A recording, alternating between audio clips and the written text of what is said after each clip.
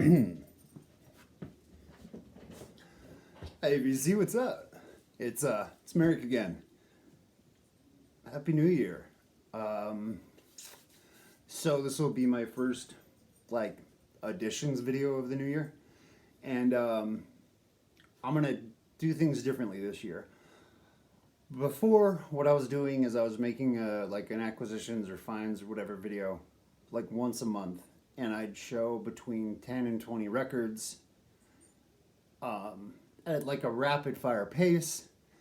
I wouldn't have time to talk about them.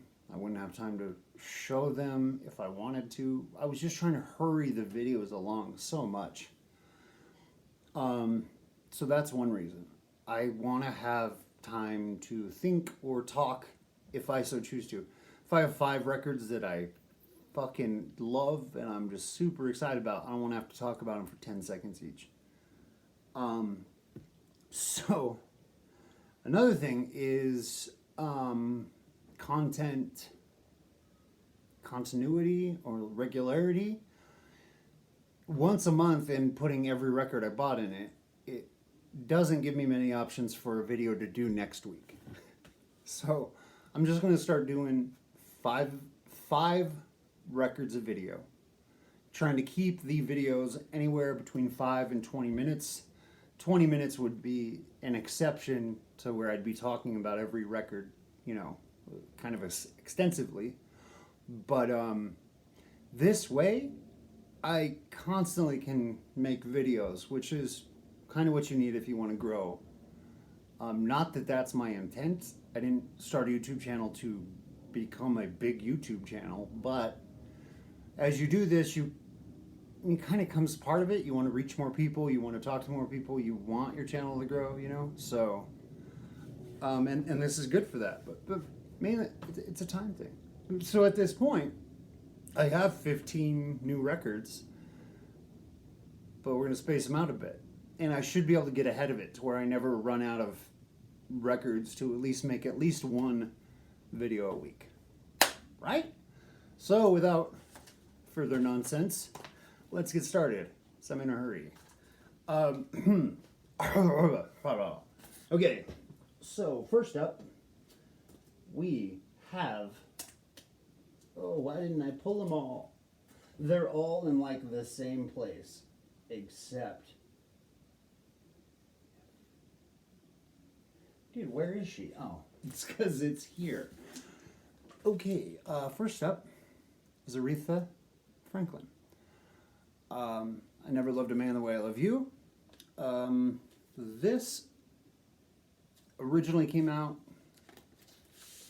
Did I write it down? Well, it originally came out in Aretha's heyday. I think this is what kind of solidified her as a diva, as a pop star or soul sensation. Not a pop star. This is the Vinyl Me Please edition.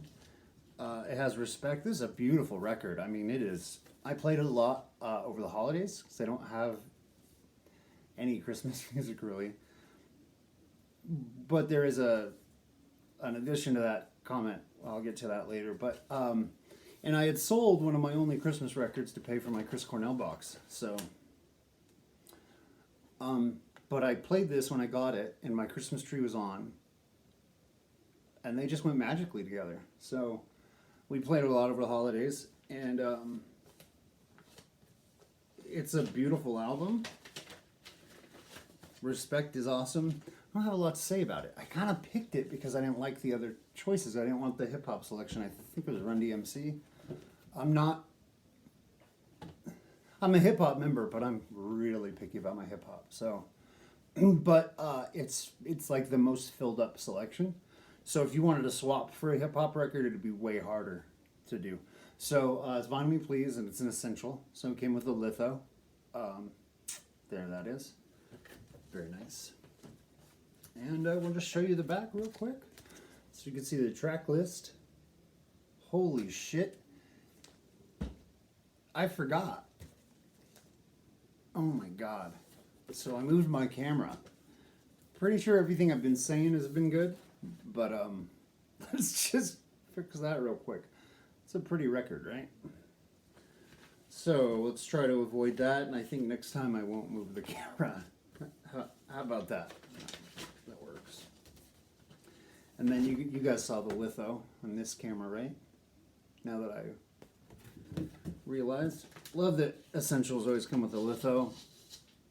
I love them. I have so many now that it's going to take me years to put on the wall. Okay, next up. Okay, another Vinyl Me Please selection, but this wasn't a monthly. Vinyl Me Please had the only vinyl press of this album ever, and this is their second press of this album. So if you wanted this album, you'd have to get it from them, or aftermarket, probably at this point. I almost did it again. This is Fiona Apple title. This album came out in the 90s. I was a kid, so was she. She was like 16 or 17, but I was like 12. So I kind of fell in love with her, you know. I had a crush on her, but I wasn't in this type of music, you know. Criminal and Shadow Boxer, of course I knew those songs. But there's the art. It's just on black vinyl.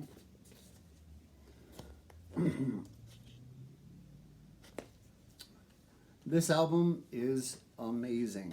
It is beautiful. She plays piano and she wrote all these songs, and then, you know, people come on and helped her with, you know, she had to get some hired musicians, but the thing is an amazing piece of work for like a 17, 18-year-old girl.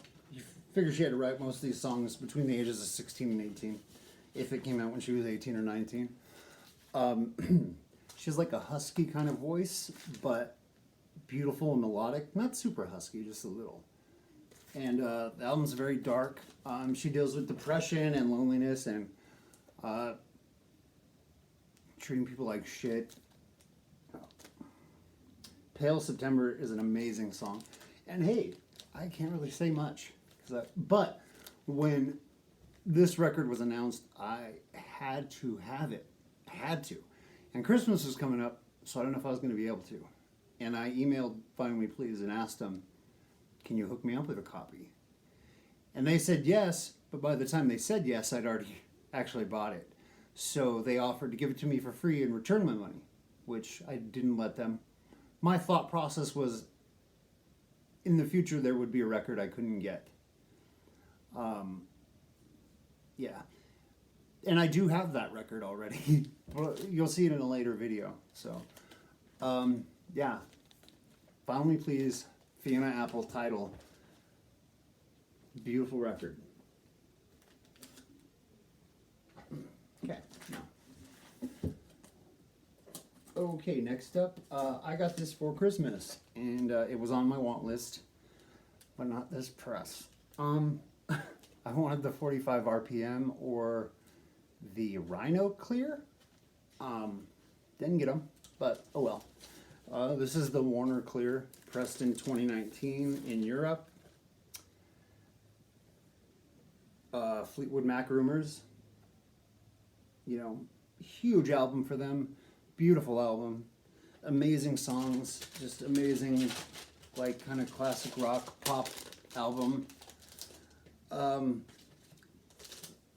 This album, the songwriting, I think is very unique.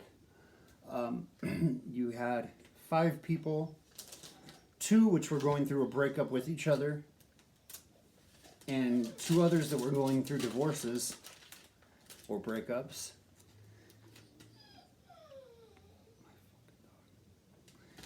And yeah, I mean, it's an amazing album. Most of you own this. This pressing it's okay. It's not that bad, but my original sounds just a bit better. So this has been played once. The once it took me to figure that out. All right. Next up, this I bought my wife for Christmas, but it still goes in my record collection, so win-win. Prince, Forever. forever. This is rockin'. This is like compiled works from his first album until probably 1999 or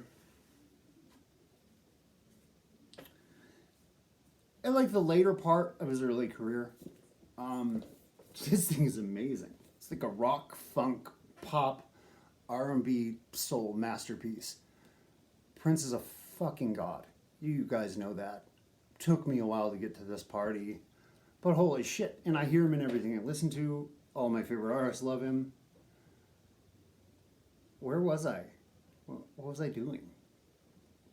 I put this on a lot. This thing is amazing. Let's see if the lithos are in here. I think they are for the purpose of this video. Yep.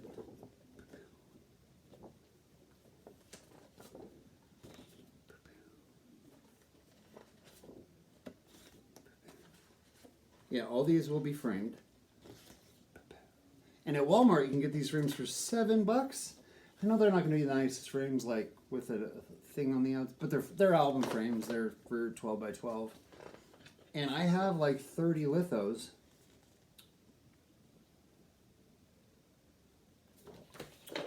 I can't, you know, what? So I'm going to have to pay the $7 each. Or else I'll never, ever, ever have these on the wall. Okay. And last but not least. So guys, I want to forgive me, you know, the kind of the throw away tone of this video, and it's going kind of shakily. With this new format, I'm trying to gather more info on the album, but I came ill prepared and I'm in a hurry and the records are starting to pile up and I kind of had to get this video done. So yeah, forgive me. So the last record I'm gonna show today is I asked for it for Christmas. The price is great. You guys have seen it on 80 out of every 100 vinyl community videos you watch. So yeah, wow, huh? It might be a shocker. The guy who has a shit ton of grunge also has the Garth Brooks box. I grew up in a small rural town. I live in a pretty small rural state. Landmass is not small, but population and density are small. I live in New Mexico, so rural and country music go hand in hand. And I grew up around rodeos. I used to ride. A lot of family, you know, trick riding and calf roping and etc. So, yeah, I grew up around country music, and not a lot of it carried over. And I fucking hate what country has become. Country is a shit show right now. Has been for the last 10 years minimum. But Reba McEntire, Garth Brooks, George Strait, those would be the dudes and women. I'm sure I'm missing a few artists that, you know, had some hits, but that I like. But those are the three I would actually get their records in my collection. I was super stoked on this box, and probably the only reason I didn't get it sooner is that it didn't have Self-Titled and Rope in the Wind, his first and third records. Pissed me off to no end. I'm still super upset about it. I could get a cheapish copy of Rope in the Wind. I don't think it's a good copy. And it's still going to cost me $40. I don't know. And I paid $40 for the box. But Rope in the Wind has like Shameless and Rodeo and Papa Love Mama. And I hate that I have to listen to this live one to hear those. I'm not a fan of these live versions. Also, disc one was warped. Wasn't a fan of the packaging. Pretty shitty packaging. So, Pearl Records, whoever the fuck you are, fix your packaging. Garth deserved more. But anyway, I think I mentioned this on one of my first contest videos. It's about an earworm song. New Way to Fly. It's like one of my favorite songs ever. It's about alcoholism and broken hearts and etc. Yeah, this album's amazing. The Patsy Cline cover is fucking great. And then we must talk real quick about the Chase. Is this the Chase? Yes. Okay, this has We Shall Be Free, which was a very forward-thinking, progressive country song for 1992 or 93, whatever it came out. You know, it's very non-ignorant and non-narrow-minded, which we all know at times country can be ignorant and narrow-minded. So, yeah, I love Garth Brooks, and I really want to get a copy of his self-titled and Rope in the Wind, and then I'd be done with Garth. I think I'm good. I know I think what they're going to do is release another box set with those two, and then the other stuff that came after Fresh Horses, or maybe it's Chris Gaines. I don't know. I don't really care. I just want those two records. Right? I think the shit's filling up first. Alright guys, so that was my impromptu throw together video. Please help me out with this transition in guiding me. Tell me if you like the thoughts, maybe not this video, because but the thought behind it. Would you like to see these broken up and shorter? Or the other way? Whatever. Alright guys, you keep digging. I'll see you soon.